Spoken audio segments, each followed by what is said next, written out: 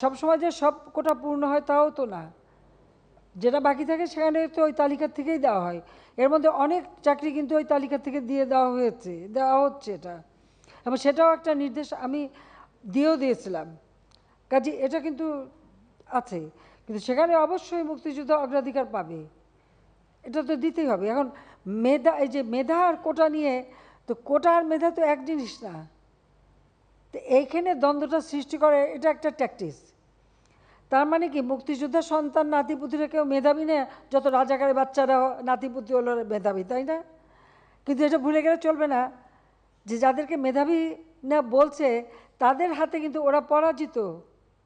যুদ্ধে কিন্তু মুক্তিযোদ্ধারাই জয়ী হয়েছিল, রাজাকাররা জয়ী হয় নাই, তারা পাকিস্তানিদের পদলেহন করেও পরাজিত হয়েছিল। এই কথাটা তো মনে রাখা উচিত যে তারা তো পরাজিত হয়েছিল, তো তাদের মেধাটা কোথায়?